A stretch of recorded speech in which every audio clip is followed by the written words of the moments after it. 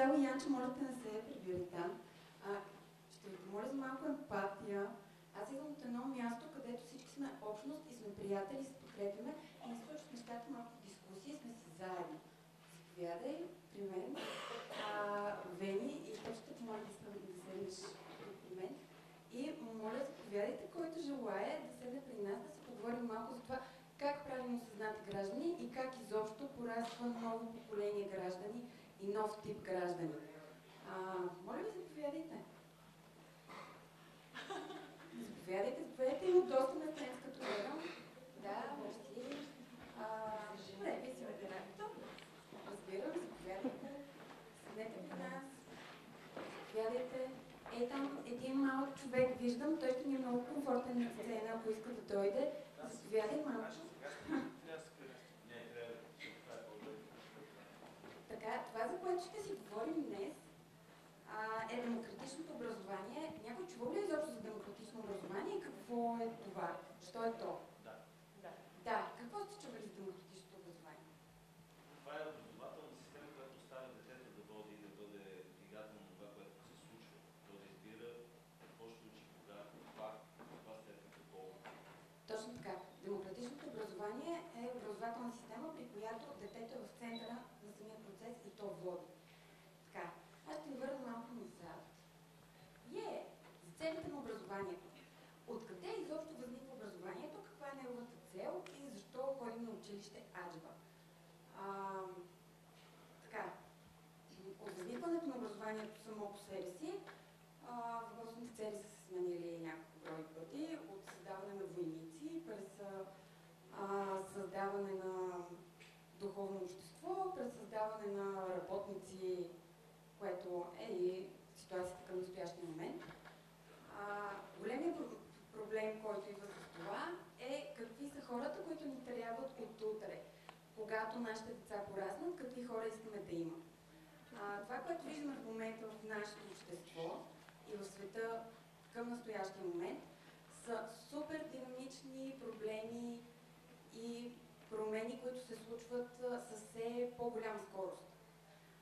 Света никога не е бил толкова динамичен, колкото в момента. Света никога не е бил толкова променящ се, колкото в момента.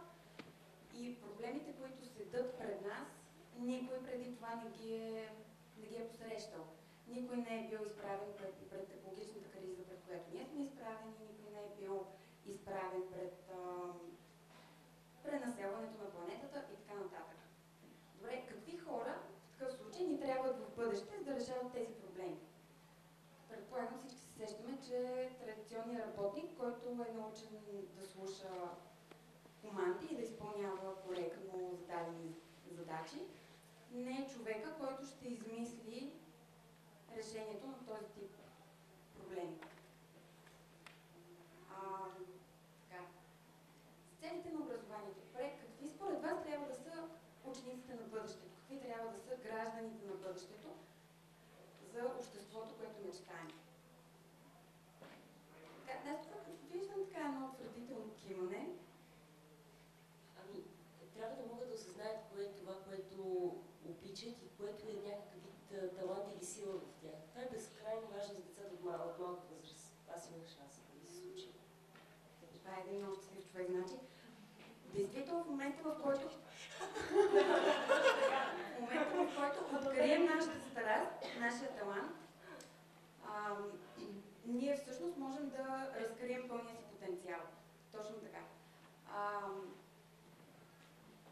Това ще стигнем малко по-нататък. Така, най-общо казано, да си представим обществото като такова, каквото искаме да бъдем. Начинът, по който ние в общност демократично образование сме си представили обществото такова, каквото искаме да бъде, е от едни супер креативни хора, отворени към света и към идващите проблеми, мотивирани, измислящи решения, а не търсещи готови отговори. Хора, които си взаимодействат и работят в екип. Това е много заложено в демократичното образование. Хора, които се подкрепят, хора, които се уважават един друг. Така, най-общо казвам. Целите на демократичното образование. Две са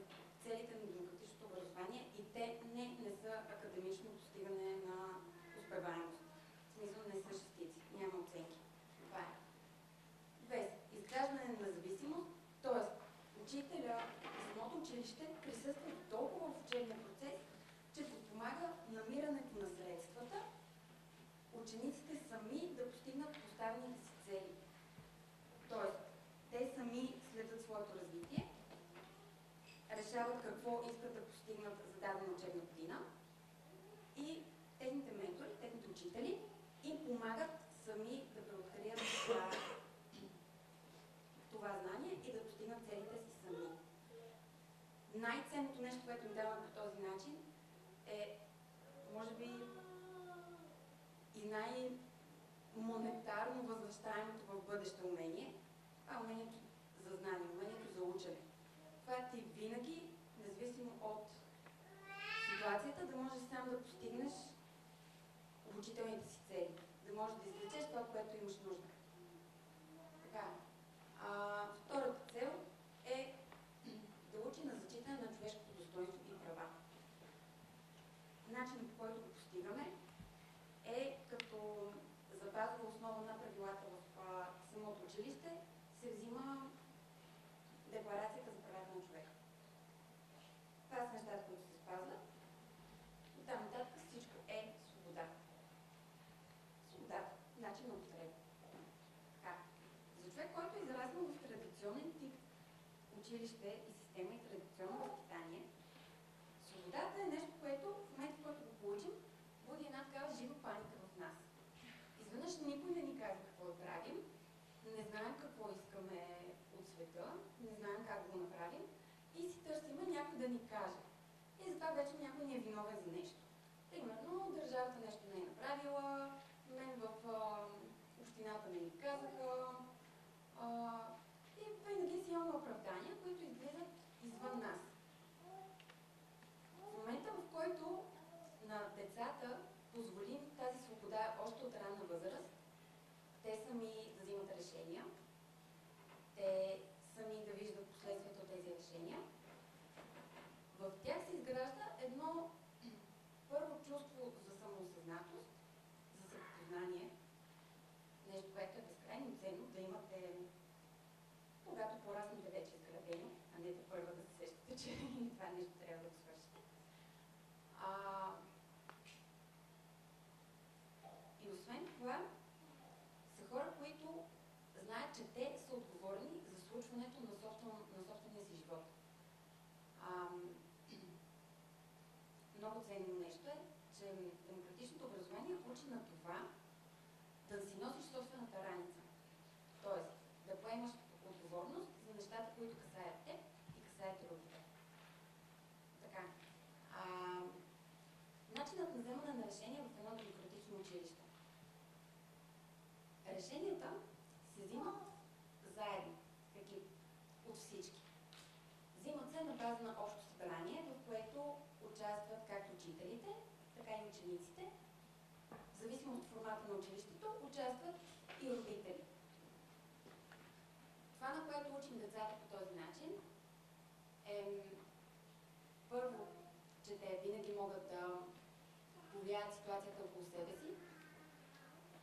Второ, даваме им осъзнатост за това, че зависят от социума.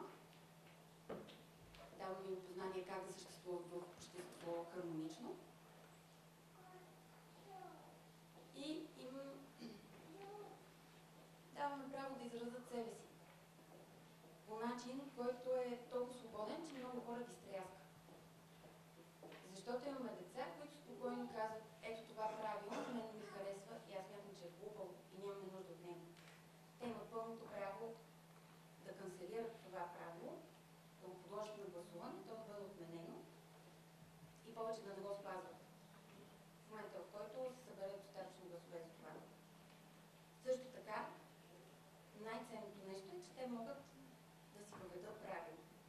Тоест, осъзнават нуждата от това да имат правила за дадени неща и по този начин се припознават с тях. Могат много лесно да ги спазват. Една много готина случка ще ви разкажа, след това преминаваме нататък. Един от нашите членове беше ходил на едно посещение в училището Съмърхил в Англия, което е първото по рода си демократично училище, макар и да се нарича свободно. Училището е с история от над 100 години.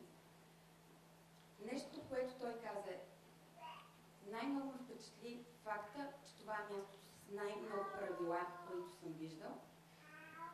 И всички тези правила се спазваха. И второто нещо беше, там срещнах най-осъзнатите и отворени деца. Деца, които отстояват себе си аргументирано и до край. И влизат в диалог с останалите, за да могат да ги убедят. Така. Има да ви кажа няколко неща. Плуралистично учене и образователен минимум. Така. Много хора се притесняват, че в момента, в който нищо не е задължително в демократичното образование, децата нищо няма да учат. Абсолютен мит. Децата са изначално и по природа любопитни. Тяхното съзнание е непрекъснато заето с това да откриват нови неща. Тоест, те са жадни за знание от момента, в който се събудят. Само, че това знание става по хиляди начини. Не просто чрез лекция или четене на учебник. Дори самата игра ни дава знание. Комуникацията с нашите приятели ни дава знание, дава ни умение. Плуралистичното учене ще рече, че децата са свободни да избират начина, по който учат. Могат да избират дали да играят на двора, могат да избират дали да четат в библиотеката, могат да избират дали да правят проекти, могат да избират какво да учат. Така, образователният минимум, сигурно сте виждали тази графика. Синьото е цялото знание на света. Образователният минимум е квадратчето, което някой е решил да загради от това знание, като задължително за всички. Какво правим с цялото останало знание и как изобщо решаваме какво е квадратчето и какво не е. Сами можете да прецените колко точно е адекватно. Така. Исках да ви спомена за множествената интелигентност. Всеки човек има заложена доминираща интелигентност. Основно умение, което го движи. Има хора, които учат и разбират света най-добре през езиковата си култура. Има такива, които го правят през математиката, има такива, които го правят през движението, има такива, които го правят чрез познанието на себе си. Тоест, методите са много и общ знаменател няма. Тоест, това, което работи за един, не работи по същия начин за друг. Именно това залагаме и в демократичното образование, следейки индивидуалността, личността. Всеки човек определя сам за себе си кое е най-добрият вариант. Така, много набързо, това, което учим като ефективност. Лекциите, това, което четем, е нещо, което запомняме най-малкото. И така, докато стигнем до метода на обучение, който е най-ефективен. Това е обучението чрез преподаване. Прекрасно нещо в демократичните училища е, че учениците учат един друг. Големите ученици преподават на малките ученици свои знания. Някой, който умее нещо, го преподава на някой друг. И това е един постоянен поток между всички в тази общност. Така, какво е ОДО? ОДО е общност за демократично образование. Или ето тези хора, те вече са повече. Непрекъснато стават повече. Това е една инициатива, която тръгна преди малко повече от година в София. Хора, които на принципа флашмоб се събраха, за да обсъдят това какво не ни харесва в образователната система тук и сега, за какво училище мечтаем за нашите деца. В крайна сметка си стискахме ръцете, че това училище ще седне и ще го направим каквото и да ни коства. Година по-късно вече имаме учителски екип. Учителски екип, който получава директно менторство от доайенът на демократичното образование в Израел и чието модел образователен сме приели ние, Яков Хехт. Минали сме вече обучение на екипа с него, предстои такова обучение в Израел. На път сме да отворим демократичен център за обучение на деца на полудневен принцип. Поддържаме вече връзки с институции и търсим начин да повлияем новия проектозакон за образованието, да работим в посока либерализация на образованието и популяризация на алтернативите в образованието и свободното образование като цяло. Защото най-важното в образователната система е това да има диалогично напрежение, да има варианти. Защото в това диалогично напрежение се раждат наистина креативните решения. Нямаме повече време, ние сме точно накрая. Ето тук можете да ни намерите във Facebook, където ще се радвам да следите нашето развитие, ще се радвам да ни пишете и да си помагаме взаимно. Имаме нужда от абсолютно всякакви компетенции, така че ако имате интерес към демократичното образование, моля заповядайте, с удоволствие ще ви разкажем още. Много ви благодаря. И приятен ден!